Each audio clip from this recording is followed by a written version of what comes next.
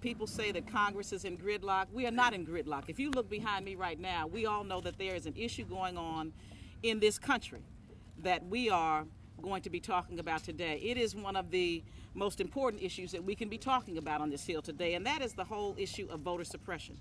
I want you to know that I come from the state of Ohio. My name is Marcia Fudge, by the way, Congresswoman from the 11th District of Ohio. And we have one of the most draconian voter suppression bills in the United States.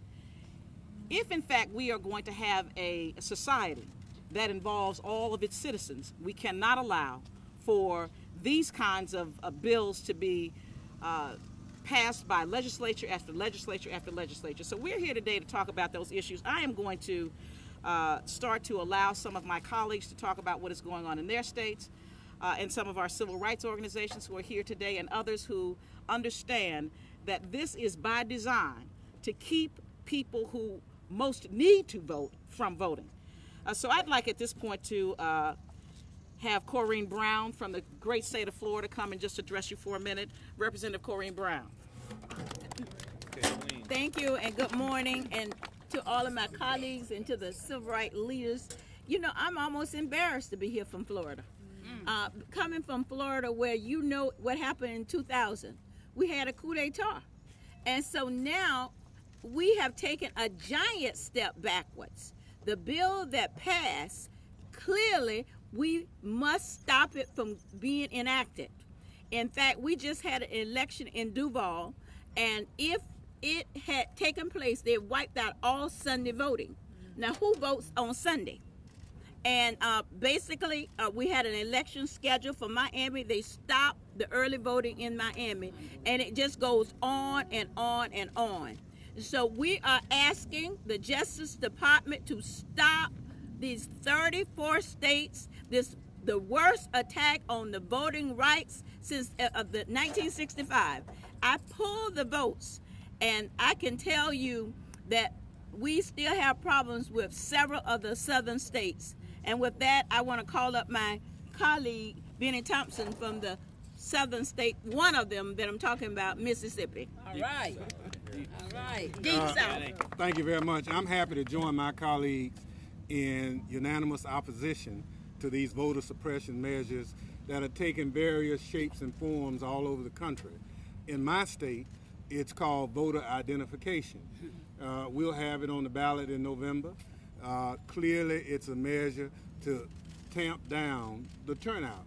Those individuals who tend to be intimidated by having to produce identification and other measures tend to be minority and other groups that historically have to be encouraged to participate in the process. So now if I have to prove who I am in order to cast a ballot, that drives down turnout. So those measures and a number of other measures are why we are assembled here today to say to our United States Department of Justice, you have to get engaged, become active opponents of all these measures that are clearly meant to disenfranchise a number of minority and low-income voters in this country. All right. You know, I think that people don't understand that across this country, 11% of all people eligible to vote do not have a government-issued ID. That's 21 million people. Every time we take one step forward, we take two steps back. And we're not going to allow it to happen. I want to bring to the podium at this point my good friend and colleague, Representative Charlie Gonzalez. All right. Charlie. Thank you. Well, thank you very much. And we have many speakers, so I'm going to be really brief. But if you think in terms of who's going to be impacted by voter ID laws, in Texas, for years we were able to resist the efforts of some sponsors of this bill. This year we were not so successful. Suspension of rules, of course, it didn't apply where our Senate could not come together and a small Democratic minority actually blocked that kind of law. Everything that could have happened in a way that is going to disenfranchise minority voters in my home state of Texas. So if you think in terms nationwide, when we talk about the right kind of ID, who does it impact? And it's very obvious what is the intention and motive and goal of these type of laws. It's already been pointed out nationally that you probably have 11% of the electorate that does not have the right kind of ID. But let's look at it carefully again. I just read this the other day. 5% of Anglo voters don't have the right kind of ID. 10% of African American voters don't have the right kind of ID. 11% of Latinos don't have the right kind of ID. So you may think, well, this must be Latino and African Americans will be impacted. 18% of seniors don't have the right kind of ID. So in casting that wide net to suppress the minority voter, you're impacting even a greater population that is not even aware of what is going to be happening to them in the upcoming elections, especially in Texas. Our only resort is going to be the courts. It's going to be the United States Justice Department. And we're hoping that they will do the right thing and look at these laws and recognize them for what they are. And that is a violation of the fundamental right of an American to vote. Thank you very much. Hey, Charlie. Yeah. I guess they don't think that we understand that they're trying to keep poor people from voting, minorities from voting, the elderly from voting, students from voting. We are not stupid. We understand this is by design. When you go to every state that a Republican governor, where there's a Republican governor, they are doing this across this country. And we're just not going to take it. I want to bring my colleague from the great state of Ohio, Tim Ryan. All right. Thank you, Marcia, and it's an honor to be here as well. It's hard to believe that in America in 2011 we're actually still dealing with an issue that is so fundamental to our democracy. And I would just like to make a couple of points. One is, in Ohio, we are dealing with this same situation, as Marcia Fudge said. Senior citizens, young people, poor people are going to be disenfranchised even further at a time when we're trying to pull people into the political system to help us solve some of these critical problems that we have and that the country is facing. We need everybody on board.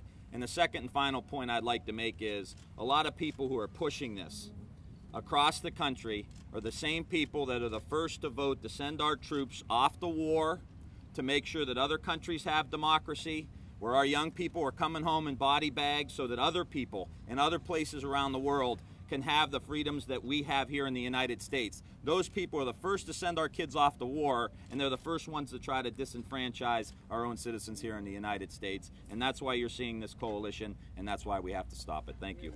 All right. All right. As well, these are the people saying 2008 will never happen again in this country. 2008 cannot happen, so everything they can do to stop it, they're going to do. I want to introduce two of my colleagues who are not going to be able to speak today. Donna Christensen from the Virgin Islands and Barbara Lee from California. Right. Now I would like to introduce also my good friend, my colleague from the great state of Florida, Maxine Waters.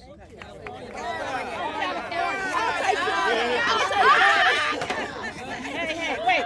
All of them treat us bad, so you know. Both of them are warm climates. I can live in either one. First, I'd like to thank Reverend Jesse Jackson, my friend for many years, who has been a leader in the civil rights movement, who helped to develop the Voting Rights Act laws, and who has worked consistently to ensure equal opportunity and voting rights for all people. And I am just so pleased that he is sacrificing one more time to provide leadership to this movement. And truly, this is a movement that is being created to deal with these disenfranchisement issues. I'd like to thank Marcia Fudge here in the Congressional Black Caucus for taking up this issue and providing leadership right inside the Congressional Black Caucus. I intend to work closely with her, as all of the other members of the Congressional Black Caucus will. We have become outraged and deeply alarmed by mostly Republican state legislatures' recent attempts to disenfranchise minority, low-income, ex-felon, and young voters. With only 14 months left before the next primary election, Republican-controlled legislatures around the country are rewriting voting laws to require photo identification at the polls, reduce the number of days of early voting, and to enhance voting restrictions against ex-felons and out-of-state students. At a critical time in our nation's history, when we're debating the future of vital social services and federal programs, the Republicans are crafting policies to limit and discourage the participation of groups and individuals who do not share their political views. These actions are purely motivated by politics and the Republican Party's nationwide efforts to consolidate power and influence at the expense of fundamental rights. The new voter ID laws and other restrictions have the potential to disenfranchise millions of eligible voters and disproportionately impact specific populations. Election experts say minorities, poor people, seniors, and students are among those that are least likely to have valid driver's license. And studies have shown that as high as 11% of eligible voters nationwide do not have government-issued IDs. Since January, voter ID laws have been passed in Wisconsin, South Carolina, Alabama, Texas, Kansas, and Tennessee. Ohio, Pennsylvania, and New Hampshire are also considering similar proposals. Governor Scott Walker of Wisconsin and Governor Rick Perry of Texas both signed laws in March of this year that would require each voter to show an official valid photo ID to cast a ballot, joining Kansas and South Carolina in such measures. In Florida, which already had a photo law, Governor Rick Scott signed a bill in March to tighten restrictions on third-party voter registration organizations and shorten the number of early voting days.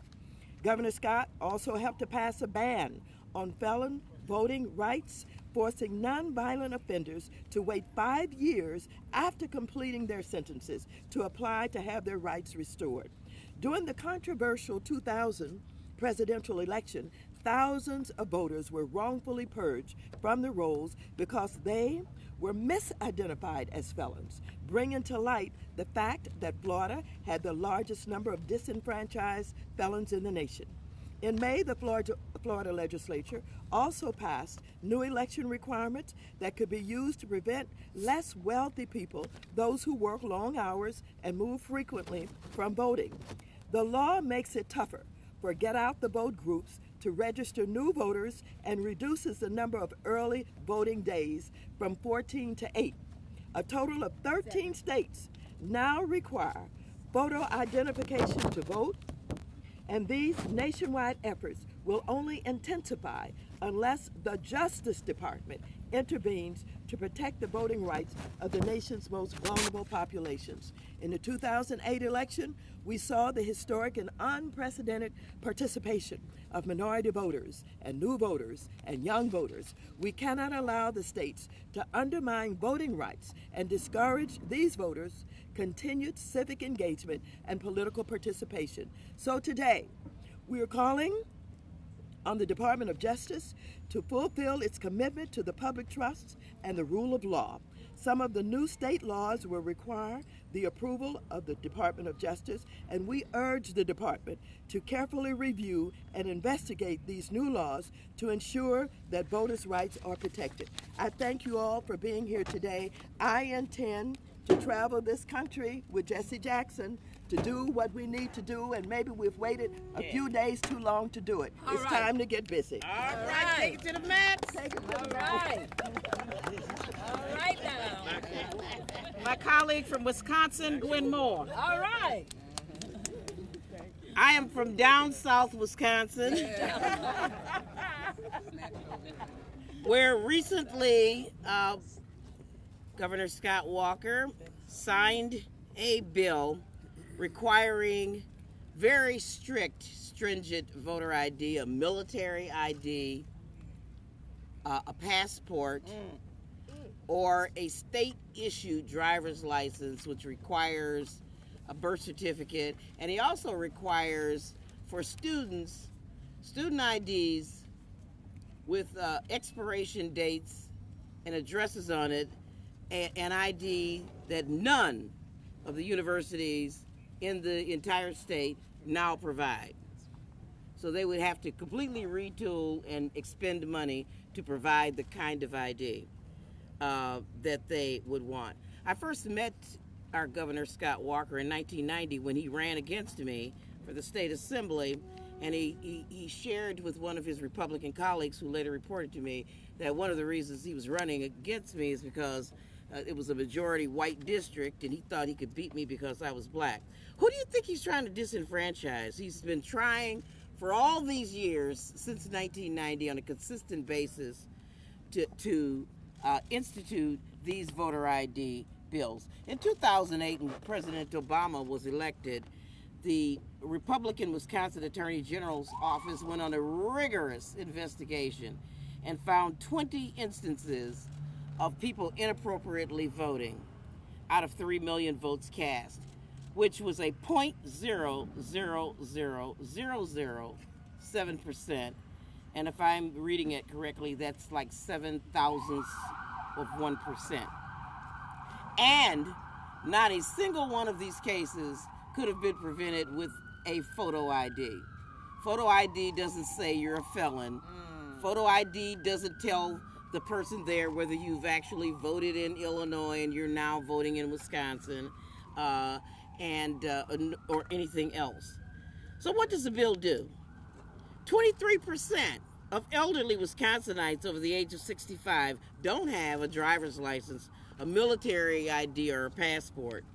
17% of white men and women, greater than the national average in Wisconsin, have no photo ID. 55% of all African American males in Wisconsin have no driver's license and photo ID. 49% of African American women, 49% of Hispanic men, 59% of Hispanic women, and when you get to the 18 to 24-year-old group, 78% of African American males have no photo ID of this type.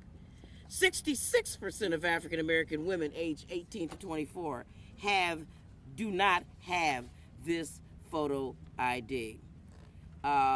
We think that this is and so one of the debates that Governor Scott Walker used to always have with me during the times that he was trying to institute this voter ID is, what's wrong with having a photo ID? You need a photo ID to go buy liquor.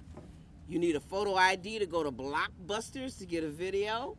You need a photo ID these times to go to the pharmacy to get cough medicine. Well, you want to know something? Getting a video from Blockbusters is not a constitutional right. Amen. Getting liquor from the liquor store is not a constitutional right. And I sure wish, and I offered this to the governor several years before he became the governor, let's work together and make health care right for a photo ID.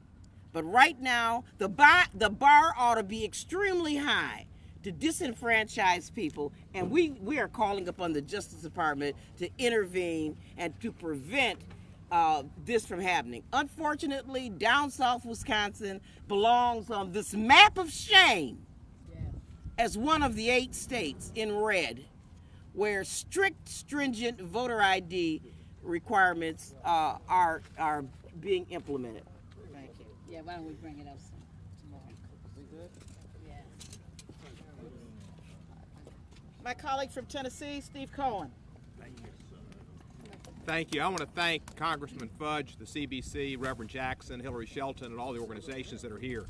This is an important issue as there is in this country at this time, to ensure that people have the right to vote unfettered by government intrusions.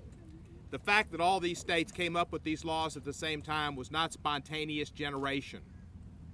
It was Rovian.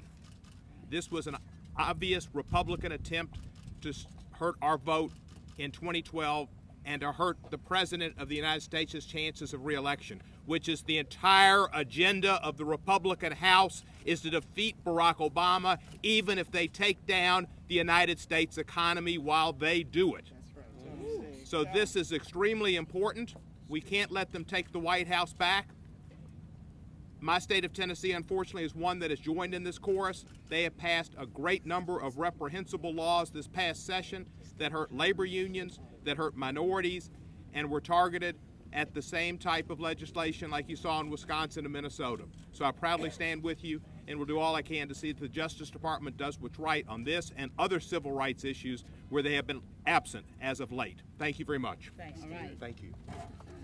My colleague from Ohio, Betty Sutton. Thank you very much, Congresswoman Fudge, and thank you for your leadership in fighting back. This movement to disenfranchise voters that is going on across this country is an insidious movement. It strikes at the very heart, the fundamentals of our democracy. American men and women have died on the battlefield to protect our rights, including the right to vote. Civil rights leaders, some of whom are here today and some who have gone before and don't stand with us in their physical presence, but remain with us in our laws and the progress we have made. They endured violence and they overcame oppression as we move forward to make sure that more Americans get to exercise that constitutional right to vote that our democracy depends upon for proper governing. And here we see this movement, this insidious movement, being perpetrated primarily by those who perceive the voters that will be disenfranchised as people who elect Democrats. Let's be clear. That's what is happening across this country. And we cannot allow it, so I'm so proud to stand here, shoulder to shoulder, with my congressional colleagues and with these civil rights leaders who stand here with us and all of the people out there who have to be a part of the movement against this movement to disenfranchise the American people. So with that, you can count on us, and we are going to push the Department of Justice to protect the rights of the American people, not just some of the American people, but all of the American people. All right. All right. Congresswoman Sheila Jackson Lee from the great state of Texas. Thank you, Congresswoman. Thank you so very much. If I might have a moment of personal privilege to say glory, glory, hallelujah. We are not dead, we are alive. And I want to offer again, as my colleague from California did, appreciation for a man who walked with Dr. Martin Luther King and understood his heart and has never wavered from the idea that all Americans deserve their civil rights, the Reverend Jesse Jackson. I think we owe him a debt of gratitude again, if we can. Thank him so very much. He can tell us the truth. And I want to acknowledge, I can't call you by name, but the honorable team, task force, SWAT team, special forces of civil rights leaders who stand behind me. Thank you for never giving up and accepting the misrepresentation that we are free. And I'm glad that my colleague from Ohio said all of the people, because you have never wavered in fighting for anyone, no matter what their background is. So I want to make this very calm and low-key statement. When we had the opportunity to elect a president of the United States of African American heritage, we saw the wonderment of America. And all of the talking heads and others began to contemplate that racism was over. I don't want to in any way diminish the fact that these voter ID laws are racist and that racism is not dead in the United States of America. It is very much alive. It is an epidemic. As the red states or the yellow states and blue states become red, it is an epidemic. As one is able to get along with it or to get away with it, so will others. And so we are really at war for the basic infrastructure rights of the American people. And as my colleague has said, this right to vote is constitutional. How dare you demean the idea of voting with some of the day-to-day responsibilities that we have. We don't force you, or you don't need to buy liquor. We know that you will not be blocked from getting prescription drugs in many states, and we don't want you to be.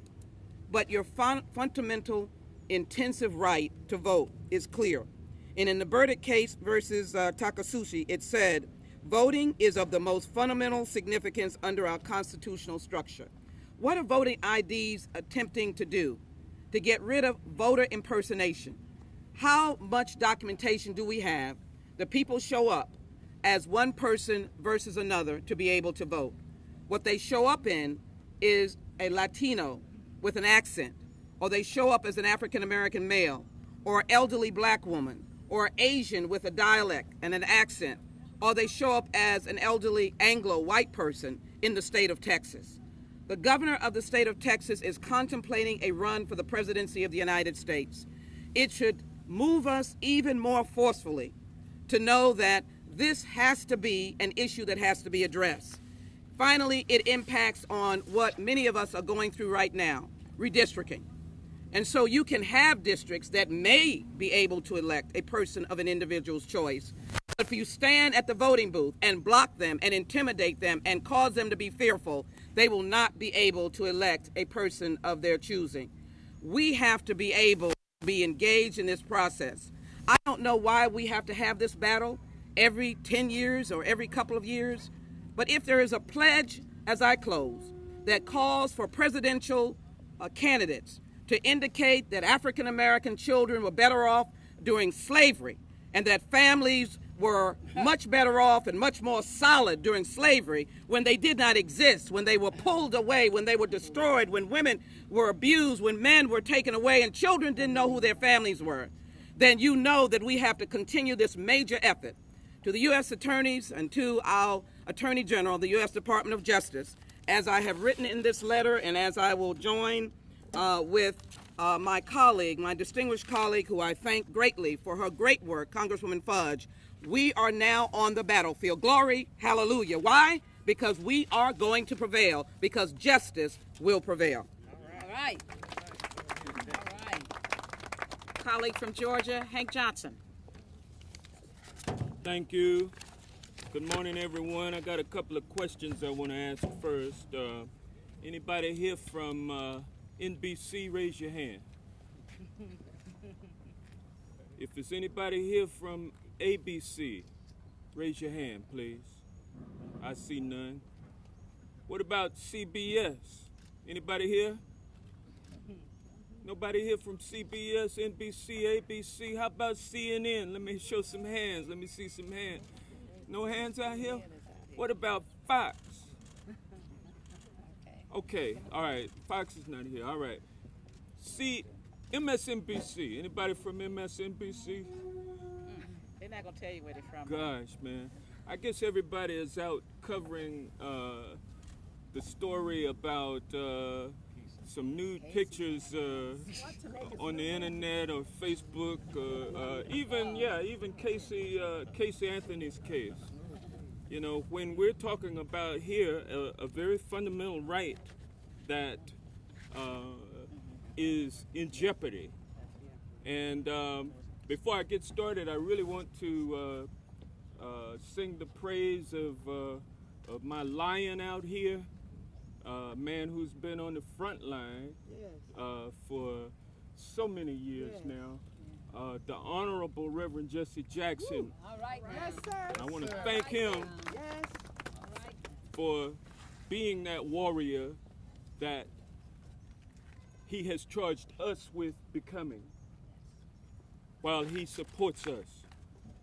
And I want to thank my colleague, Representative Fudge, for holding this press conference on voter suppression laws this morning. It's vital that we fight for this cause because voting is a right that is fundamental and is guaranteed by our United States Constitution. As a matter of fact, the right to vote is protected by more constitutional amendments than any other right we enjoy as Americans. It's protected by the 1st, the 14th, the 15th, the 19th, the 24th, and the 26th amendments to the United States Constitution. However, conservative activists have raised the specter of liberal voter fraud, claiming that illegal immigrants and union thugs and New Black Panther Party thugs are rigging elections. And everybody knows that there is absolutely not a scintilla of evidence that voter fraud, in-person voting, is riddled with fraud, or there's a substantial or significant problem. Everybody knows that, but everybody also knows, but they won't tell you, that the studies support the fact that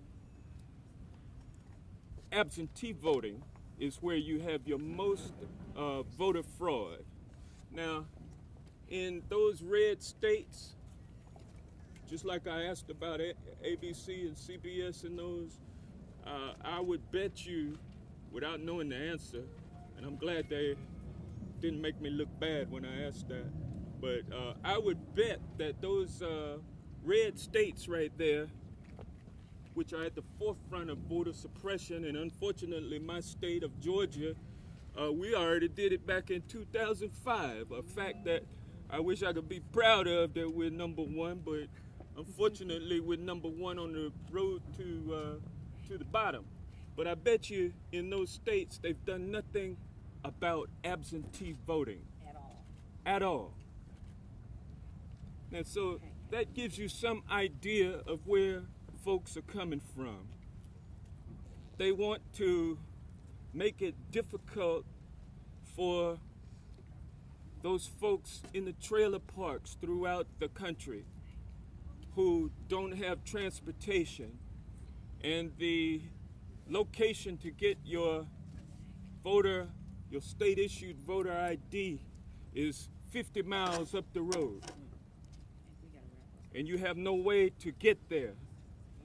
They want to make it hard for those folks. They want to make it hard for the folks in the inner city where there's one location in the whole city to get your state-issued voter ID, but the lines are always 2 and 3 hours long. You're a working person, you don't have the ability to get there.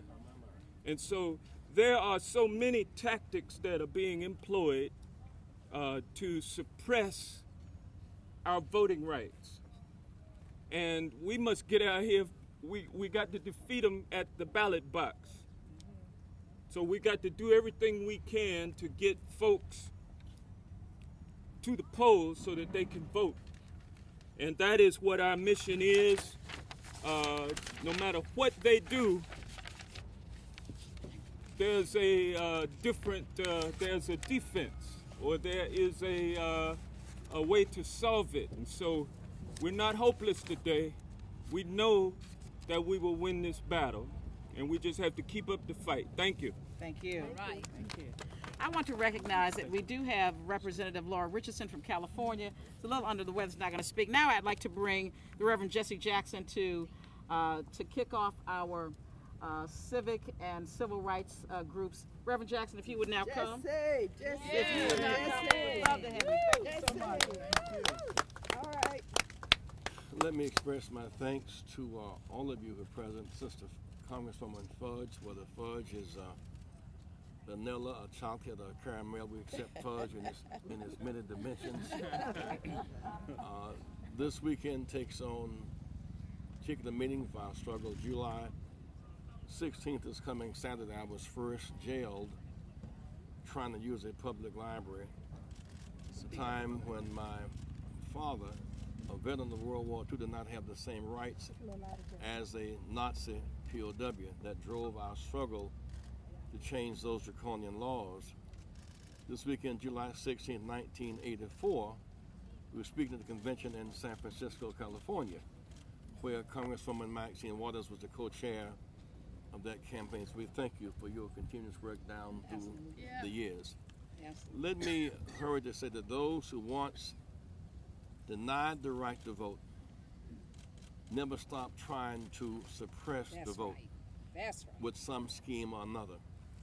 We got the right to vote in 1965, 100 years after it had been promised, but they used for the next 20 years gerrymandering, annexation, at-large, roll purging schemes.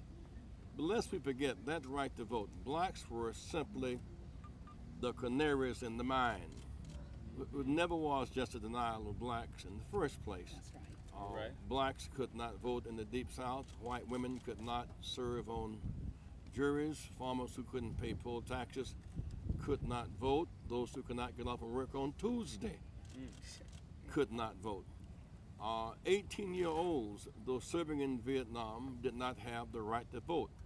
That came out of our Selma struggle as well. That was a great fear.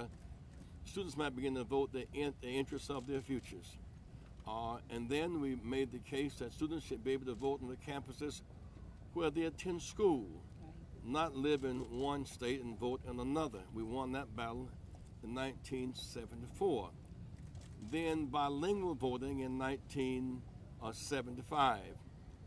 Then proportionality and representation in 1988. This is an ongoing struggle to protect the right to vote. This is the 150th anniversary of the Civil War. The states' rights force are trying to regain all lost territory of their dream of a states' rights takeover. Yes. Mr. Bernie said the other day that this struggle is not philosophical, not personal, it is ideological. What it meant by that is an attack on the right to vote and try to turn it to an issue of the states. That's why the Department of Justice must act and act now. It must intervene now. Yes. The holder must intervene now. We cannot fight 34 state schemes and have one point, denial of the right to vote. In Texas, for example, students cannot use a student ID but can use a gun registration ID. Discouraging student registration, trying to stop students from voting in the state where they attend school. Seniors, many of whom have been asked to supply a birth certificate, many of whom do not have a birth certificate. They would have to buy one on fixed income that amounts to a poll tax. Or the idea that many blacks and browns do not have a government issued ID. We're talking about 25 million people. This scheme is designed to suppress and cut the margin of the vote. Kennedy beat Nixon by 112,000 votes. Margins matter. Nixon beat Humphrey by 500,000. Margins matter. Bush and Dole got more white votes than Clinton. He got more white, black, and brown. Margins matter. In 2000, Gore won, but he lost by 600 votes. Margins matter. And so this is an attempt to, in fact, suppress that vote. We have no choice except to have a major action on the Department of Justice. Ironically, as this demand more government issue, we don't mind ID, but ID may be a utility bill. There are many IDs that do not require the expense of a government photo issued ID, which is an expense item and is a diversion from the central issue. Lastly, there must be, while we're focusing today on the right to vote to be protected and to be employed again, while some are debating the debt ceiling, others are focused on the jobless floor. Unemployed people tend not to vote as much. They tend to be more discouraged from the whole process. And therefore, there must be some emergency focus on job reconstruction now, neighborhood redevelopment now, not just more highway construction, but all homes lost by the banker debacle must be reconstructed. That creates jobs, revives hope, and revives the vote. And I want us to begin to think in terms, not only should we fight, Sister Fudge, for the Department of Justice to intervene on the issue of voter ID, but also we need a commitment by the White House and the Congress to begin to fund neighborhood reconstruction, to put folks back, to begin to have marches showing not only your will to vote, but also showing your job application march rallies. Job application march rallies. Put us to work to protect our right to vote. Thank you very much.